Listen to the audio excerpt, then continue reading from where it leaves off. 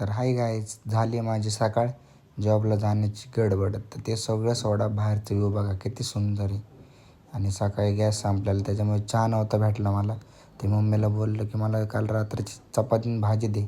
चपाती भाजीनंतर नशिबाने वरण भात भेटला आणि वरण भात खाल्ल्यानंतर मन प्रसन्न झालं. आणि हे बघा तूप. आणि हिला इग्नोर करून आपण चाललो आहे गोळ्या आणायला. तुम्हाला विचारायला असेल गोळ्या आणायला कशाला आणि कुठं कुठं म्हणजे गाईज मेडिकलमध्ये.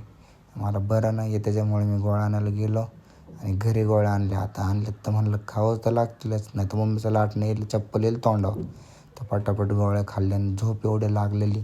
पण झोपला इग्नोर करून मी केली हेअरस्टाईल. आणि हेअरस्टाईल कशी वाटते नक्की सांगा. आणि हे आपले साहेब ह्यांना लागलेले झोप, का तर बाहेर पडत होता पाऊस त्याच्यामुळे निवांत झोपलेले. आणि मला म्हणले जा रे. तर मी गेलो निघून आपल्या दिदुडीकडं आणि ते ग्रिलमध्येच झोपलेले. तर त्याची झोप मोड करून मला लागलेली झोप. तर भेटू होते व्लॉगमध्ये.